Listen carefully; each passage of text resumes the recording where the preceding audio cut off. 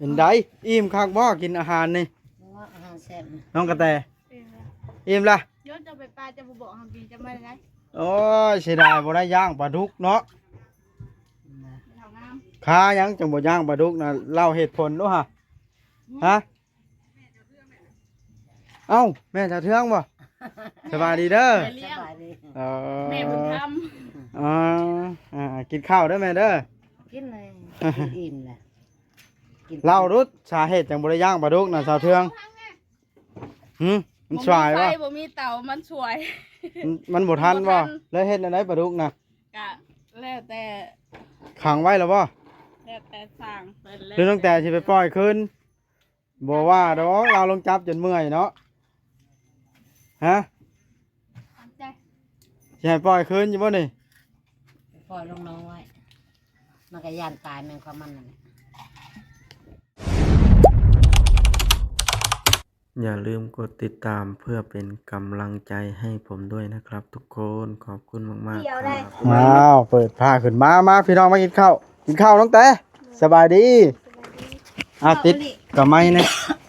เจ้าเทืองกินผู้เดียวอยู่พุ่นบ่บุกคือหมูเลยคนนั้นนะเด็กๆไปใส่เบิร์ดใส่เดี๋ยวนี้อิ่มแล้วห้องมากินได้เอากินได้ใช้น้องกระแตพัวนะนี่เลยอ๋อป่าบ่ได้ย่างซ้ำมานี่เป็นอะไรเนาะกินไปจังซี่ละน้องกระแตยับข้าวกินทำแม่ไอโตอยากว่าเฮามาไอโตออกแล้วเนี่ยได้เทืองจะคิดในได้นี่นะแล้วไอโตเราอิ่มแล้วเราปัตเตอร์แดดมาแล้วให้เทก่อนฝนตกได้มาในคุมนะกินข้าวอิ่มแล้วก่อยปูมักมาปูเทเติมลงละมื้อแม่เราอายเฮาอ่ะข้าวเทืองบ่กินข้าวห่วมไอ้โตสร้างเฮ็ดดิเฮ็ดแบบนี้ไผอายไผเจ้าว่ะบ่กินข้าวร่วมสร้างเลยบ่เด็กมือกันอยู่มานะแม่จันบอยกินข้าวเด้ออาจารย์บอยมากินข้าวมั้ยนุ่งเสื้อพร้อมมั้ยกินข้าว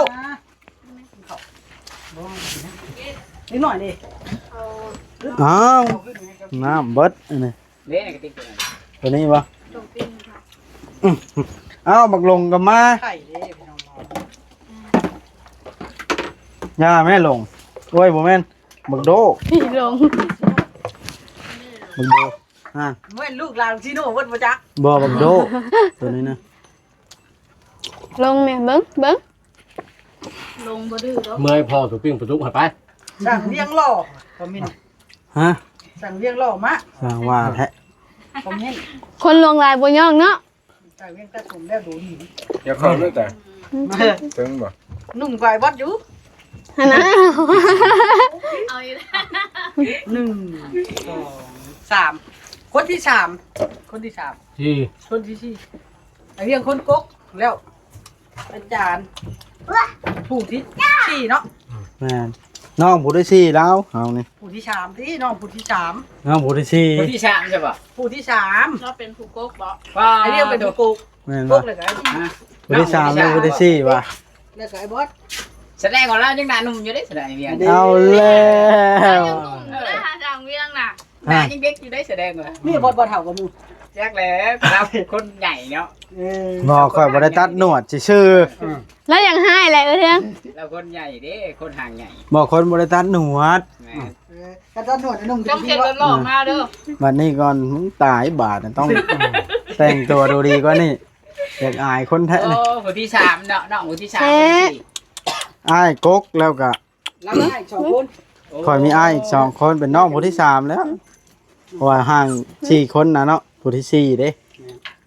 ลูกพ่อน่ะเป็นผู้ที่4ค่อยโดยแล้วน้องค่อยผู้ที่5ผู้ตายนะอันนี้ผู้ที่6นี่แล้วผู้ที่7ก็ตายแล้วผู้ที่8อยู่ส่วนยาง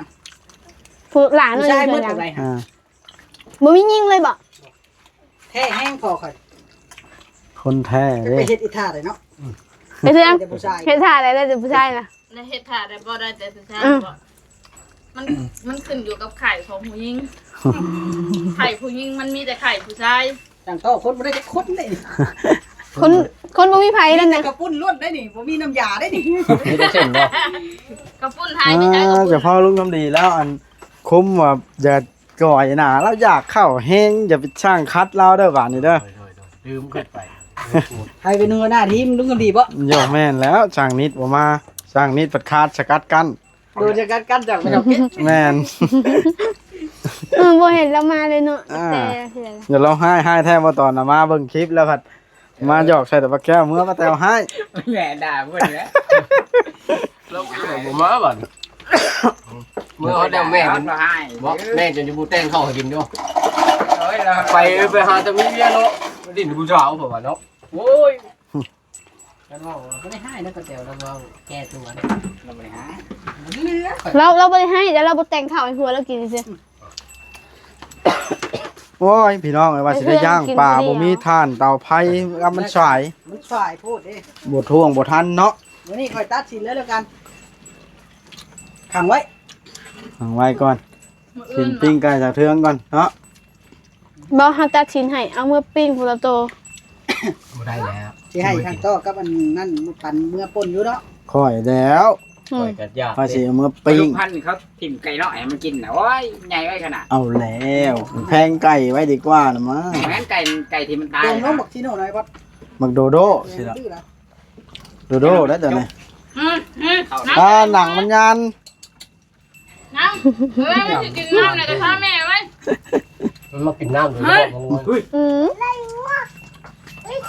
มันใหญ่มันสิใหญ่แล้วมันหนังมันยานแบบนี้มา เห็นไหมใหญ่บ่ เฮ้ย พัดได้นี่เป็นของคุณยาย เนาะโดโด กินแล้วบ่ได้น่ะ อาบน้ำอยู่กับพ่อกับแม่ตัวอาบให้อยู่บ่ พ่อกับแม่มันฐานะควรถาม อาบอยู่บ่เลย อาบน้ำอยู่แล้วพ่อกับแม่นั่น แล้วว่าลุงรองประดุกนั่นแหละเลี้ยวแต่ละคน บ่เลย มีแต่ว่าตั้งเสาขึ้นแล้วมันเอาแห้งแล้วเอาไม้ขึ้นเอาไร โอเคมอยากนะ เอาไม้ขึ้นแล้วบุญจัดแต่ไป อืม ได้เลยใส่ตรงนะ แม่น ใส่ตรง เมื่อแต่งล่อกันบ่ได้อายคนแห้งช่วง แม่ นี้ ปูแล้ว เขาท่วงลายเลยเนาะ อันนั้นบัดนี้ เขาท่วงละลายแล้วมือแต่งรอมืออื่นนี่คนละคนเลยมันน่ะ ยังมานี่บ่ทันแล้วนี่ แม่พ่อมันบ่ยง เจ็ด มาพี่ขาดเบิดมีเท่าไหร่ขาดเบิดแล้ว อีนางจะมันไปเฮ็ดอย่างนั้นหั่นนะไปลีกนะแม่ นี่ย่ามองแม่ลูกงัวเอางัวผู้ใดน้องอันนี้ มิด ไปตันทางงัวแล้วงัวมาพานเพียงอุ่นเบิด แต่มัน เอาแล้ว อันนี้ก็ได้ โนั่นเนาะ อืม อันนี้มาบอกให้หมูไปไหน ตรง งู ได้บ่ได้ ฮะ โกบ่ติ๊กตรงได้ชิโน่ มันดื้อเฮ้ย พวกตัวนั้นบ่กล้ามาเลย งัวนะมา อีบ่ทำเย็นนี่ กินเลยได้ปลาไว้ให้น้องแต่กินเลยได้ ตื่นไม่ได้เฮากะออกบนแล้วเฮา ส ก็อ ภา อ พ ก อิ่มแท้น่ะน้องกระต่ายกินจนท้องโชนกว่าเก่า มึงเนี่ย อ่ะฮะ กินจนคิดว่าจบพอดี อ่ะ ป้าจ้ะแปลว่าเรื่องเนี้ยบัดเจ้าเด็กกล้องไปเลยคำนิดหน่อยนึงน่ะเฮาสังเกตแล้วพี่เลยคำใหญ่ๆนึง กันไอ้กล้องมาจี้แล้วมันคำน้อยบ่ แม่น สั่งเฮ็ดเท่าน่ะ กินว่านั่นบ่ไอ้กินคำน้อยเนาะสั่งเจาะกินคำพอดีแล้วล่ะ มือหน้าเฮามีหุ้มอยู่ใหญ่ช่างเวียงเอามา เบิ่ง มีดอกไรหาในเรือช่างเวียง เฮามีมึงหุ่งอยู่อ่ะใช่ช่างเวียงเอามามีอยู่เพิ่นช่างเวียงว่ะ ช่างเวียงเดินน้ำขันเนาะบ่แล้วต้นเด้เวียงโอ้อึดนะ ถ่ายคลิป ฮะ ไอ้ถ่ายว่า เล็บมาทายอยู่นั่งแล้ว หมดครบนี่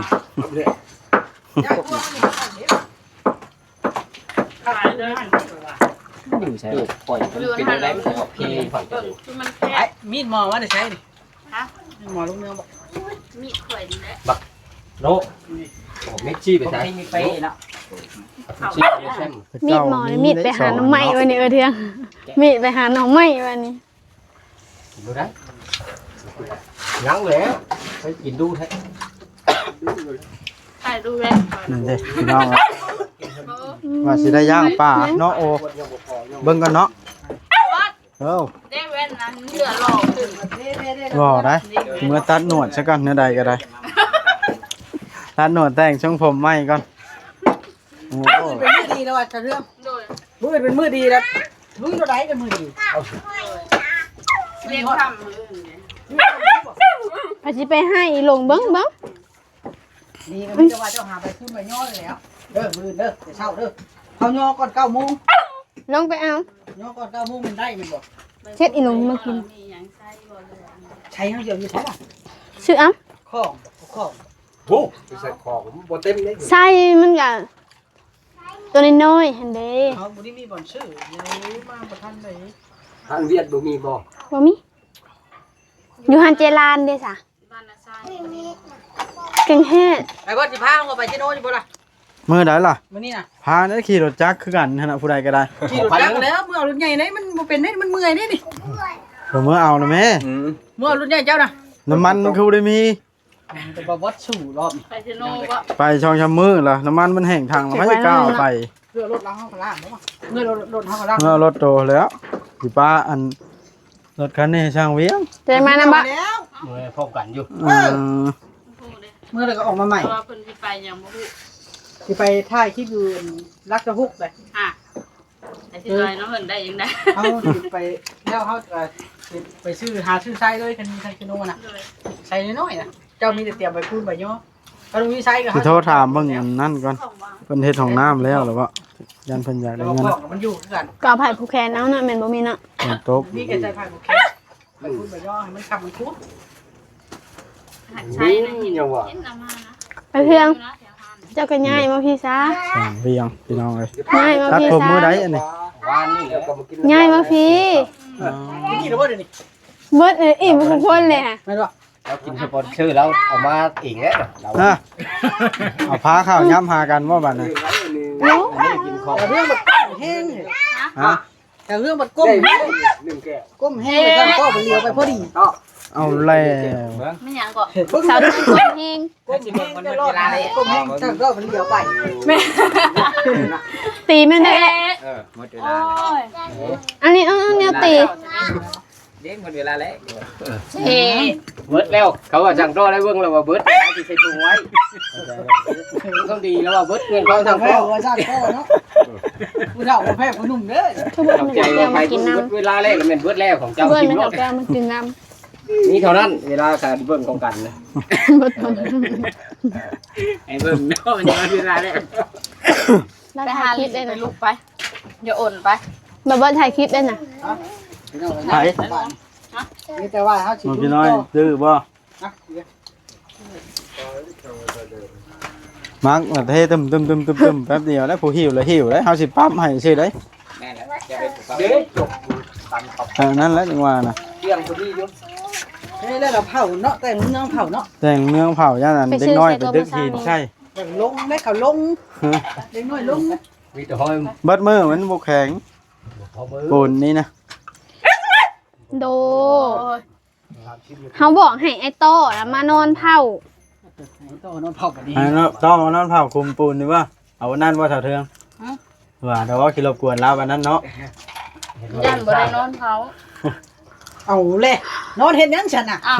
ฉันมาหาพ่อยแล้วมันบ่ได้นอนเผาได้ เอาแล้ว ได้จับเราพูดแบบนี้ มันสิดูดไปเลย วิญญาณสั่งก็จะออกจากร่างทีนี้ บอกเลยแบบบ่อยู่กับเนื้อกับตัวเลย เก็บแล้วนอนบ่ได้นอนเผานะ แม่นแล้ว ให้ดีให้ละเมื่อซาวะ แม่น อ้าวบาทนี้เผาลิสิได้จบที่เดือนบาท อย่าจบตั้งแต่กินข้าวกับเถาเทืองให้จนจบ กายเรากินข้าวได้ยัง 20 นาทีไปเลยกินข้าวนะแต่เถื่อจะห้อย มา มา น้อยดีกว่าเต้มันคอน อย่าทิ่มใส่กินไหม เอ้า นู่นนอน กินนอนน้อย มาอยู่บ้านคอยมันมีตัวนึงมาตระกูลได้ก่อนนี่ละ สิโน ซีโน่มันแพร่พันธุ์ลูกหลาย ยังอยู่ ยังอยู่เลยเนี่ยมันเท่าแห้งละนี่แห้ง กินข้าวมันบ่พอตีมันเคลียร์อย่าง เฮ็ดหน้าเฮือนออกไปพ่นทั้งนี้ทั้งอันนี้บ่ทั้งหลังบ้าน มัน ทั้ง มุ่ง นี้ เด้มันมุ่งสัน สันลูกมันลงหุ้นมันโมเดิร์นนี่ โอ้ มันโม เป็น เดิร์น ปีหน้าทางพุทธ เป็นลาออกข้าง หมดเลย ทางนั้นกับทางนี่ใช่ไหม ทางซีซันแต่ละอันนะ จะไปต้องเอาไปเป็นที่ เดี๋ยวระยะไปนี่แต่ว่าห้องมุ้งไปนี่เดี๋ยวค่อยใช้เบิ้งแบบดอก ปานนึงในขวดนึง ว่าเราเรียนจังเลยเลยเลย สั่งต้อยแล้วเอาเลยมั้ย เราไปนี่จ้ะ จักหน่อยเลยได้ ร้อยดี บ่กินแค่บัดนี้ กินน้ำเค็มเอาก็ อดเอา กินให้เบิดมื้อนี้ก่อนเด้อ มันก็มีแห้ง กินM100แล้วว่ามันจะมีแฮงกินยังค่ะ แบบอดเอา อดเอา แค่ท้องเอาเรื่องเรียกร้อยมานี่ ฮะ ร้อยมุง มาอย่าอมนะสีส้มนะ จะเอาไปได้ให้ชาวเรื่องละ ฮะส่งนะเราบ่ได้นี่กินเบิดล่ะ บ่แล้วยังบ่ถึง เรากินเขาอีก ไอ้ลิงให้ไอ้ถ้วยเบิร์ดไอ้ถ้วยอมเบิร์ด เอาเบิดล่ะ กว่าเขาขนมบ่ได้ดิ โอ้ย thank you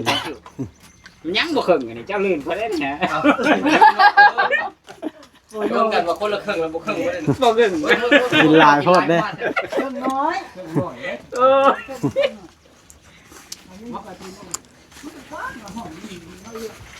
กว้างแล้วเจ้าคือว่า ถ้าคนเขามันบ่แม่นบ่พอที่จะ ไปบ่ลามาบ่พอ มันก็ ไม่ดีน้ำเฮา ก็ว่าสิเปก็บ่ได้นี่4 3 2มา ทางมันได้แล้ว อย่าไปคุดจิรอเนาะ เขานี่มาพี่น่ะ คุดจิรอ จะโดนง่ายทั้งมวลเลย ทางนั้นว่าเวียกทางนี้ เอ เฮา อ ยัง ได้ คุด ได้ จิรอ ได้ได้อยู่ทำนี้ละ เอา12คุดแล้วน้อยๆนะ อ๋อมันตังก็ได้นะ เป็นรอยจะตังนี่ นี่เด้นี่เหลี่ยมเสาได้อยู่พอดีกลางคะแนนคุดให้ใจกลางชื่อนี่นะมันได้ ตัวนี้นะมันสิบ่ได้นี่ เพิ่น พี่ โอ้ยนะ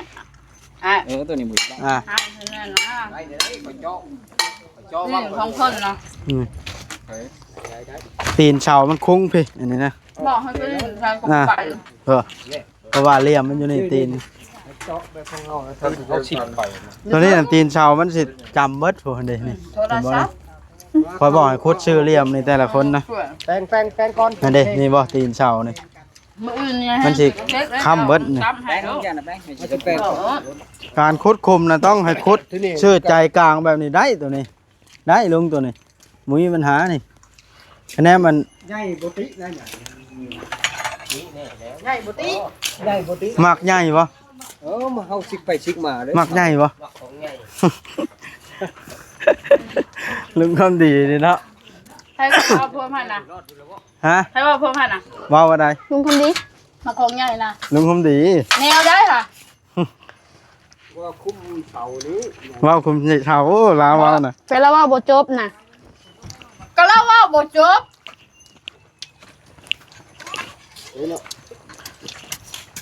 เฮ้อเห็นบ่นี่มันเหลี่ยมมันนะ สวยงาม คุดกว้างออกมาพี่โพดเนาะ เอา มาลงก่อนอัน ฮะ มากับบ่บอกนั่นน่ะกันเนาะกินข้าวยังหลัดมาทางใดอันนี้เรามากินยังไง รับสร้างต่อได้เฮ็ดหยังละ มากิน ไปหาทุกก้อนมื้ออื่นสิโทรมาแล้วมื้ออื่นนี่ ตำแซงตำแซง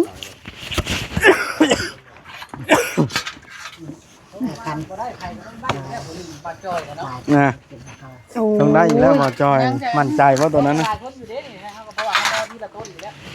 เออ นี่คือความแพงกันเนาะนักบ่กินนะ บ่วงเอาเจ็บขาได้ ไม่ บริจาคแล้วใหม่เสา เก็บหัวข้าวนี่ปลาดุกเนาะ ตั้งไว้ตั้งไว้ ตั้งคุมมาเลิกเด้เขาคือปูนนั่นแหละ ตายอีกหน่อย ตาย บ่ตาย เอาถม เขาผังเลย บ่ให้เด็กน้อยมาใกล้แล้วช่วง ตายเลยนะ อ่า ตายกัน บ่ตายนะ ห่วยก็ได้มันล่มใส่ก็บ่ว่าแต่เด็กน้อยผู้ใหญ่ก็ตายกัน นั่นแหละกระยาดมันเลย มัน